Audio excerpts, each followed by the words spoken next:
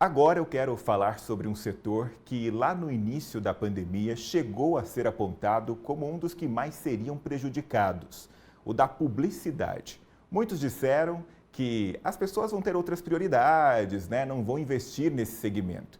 Mas conforme a crise se aprofundou e se alongou, muitos segmentos viram justamente nesse mercado a solução para alavancar os negócios. Assunto para falar ao vivo com a Neucina Tropardi, que é a presidente da Associação Brasileira de Anunciantes. Em primeiro lugar, Neucina, muito obrigado por ter aceito o convite da Rede Família. Seja bem-vindo ao nosso papo. Olá, Gustavo, boa noite. Eu que agradeço o convite, é um prazer estar aqui com vocês. Agora, Neucina, você concorda com isso que eu disse? Os setores tiveram mesmo que recorrer à publicidade para se manterem? Eu acho que a publicidade desempenhou um papel muito importante aí desde o ano passado, com o início da crise provocada pelo coronavírus, porque as empresas passaram a ter que divulgar para a sociedade de modo geral as ações que elas estavam tomando para ajudar a sociedade nesse momento de crise muito difícil. Então, o que a gente viu ano passado foi um replanejamento dos planos de marketing para que as empresas pudessem falar com o consumidor, diretamente com o consumidor, com uma mensagem de apoio, com uma mensagem de ajuda nesse momento tão difícil aí que nós todos estamos passando. Agora, na sua visão, qual foi a maior transformação que você observou aí no segmento durante a pandemia? O que eu observei é uma tendência que na associação nós já vínhamos discutindo há algum tempo, que é a importância da reputação para as empresas, né? Que as empresas começarem a trabalhar a imagem que elas têm junto aos seus consumidores.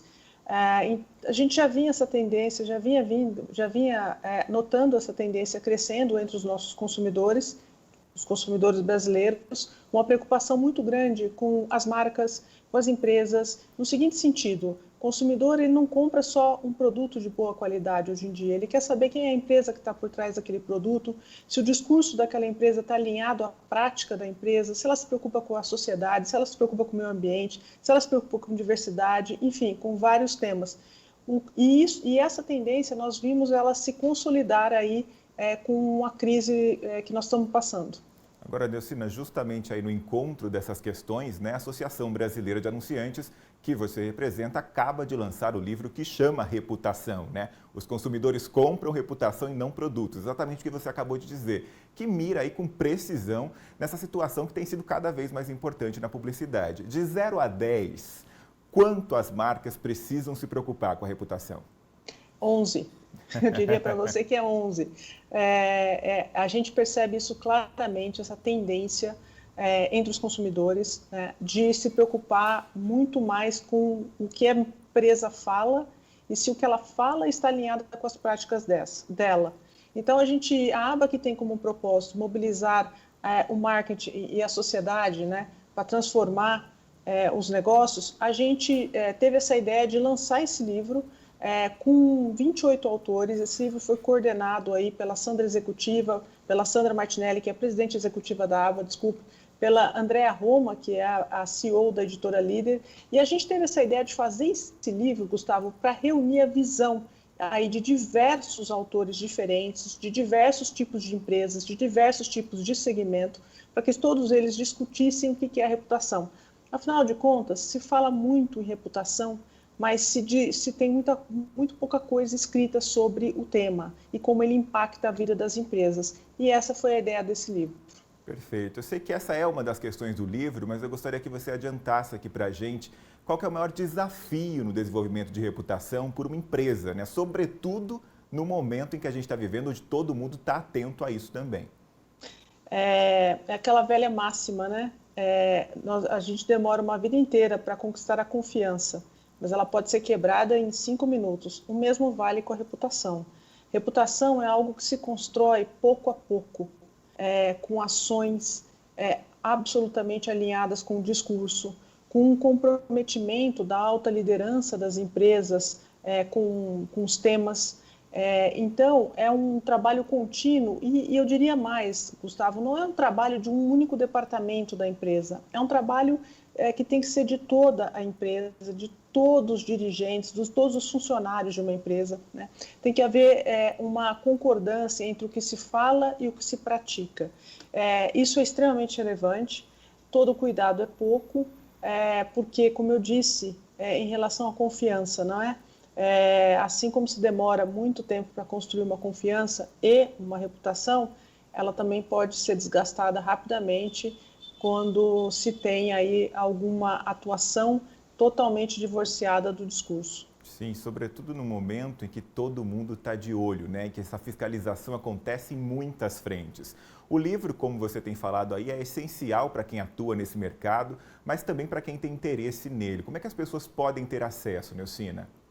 O livro já está disponível nas redes sociais para ser comprado, no próprio Instagram da Editora Líder, no Facebook, nas livrarias, online, ele já está disponível para ser adquirido. É uma obra bastante interessante, com visões diferentes aí, e eu acho que ela é muito enriquecedora para quem está tentando entender mais o que é a reputação, como ela impacta na vida das empresas, e quais são os cuidados que deve-se ter para poder preservar essa mesma reputação.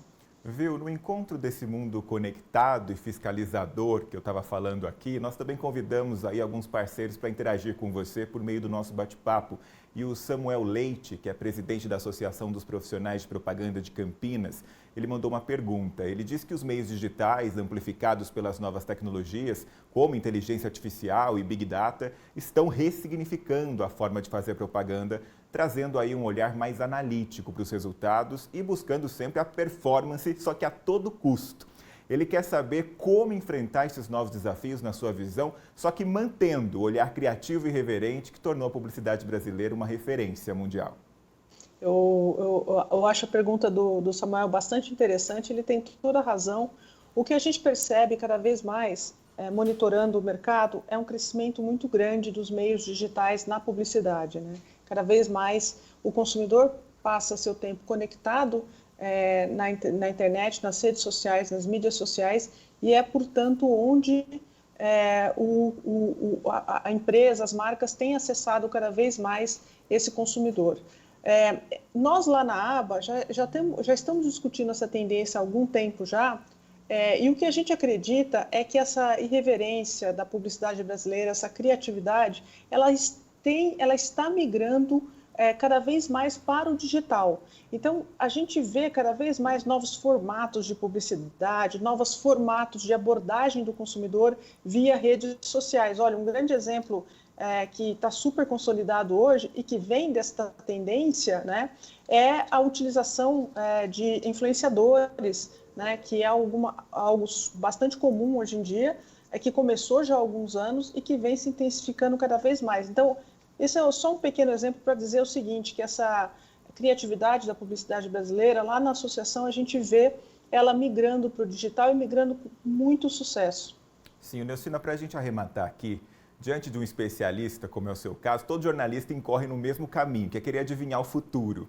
Então agora eu quero que exerça aí o seu papel de futurologista para me dizer como é que o mercado publicitário, na sua visão, vai sair dessa experiência que é enfrentar uma pandemia global e que a gente ainda está vivendo. Eu acho que o mercado publicitário brasileiro vai sair bastante fortalecido e vai sair também com essas novas diretrizes, né? O que eu quero dizer com isso? Primeiro, um fortalecimento muito grande do digital. Seja na publicidade, seja no comércio também. Então, o fortalecimento do digital vai ser muito grande.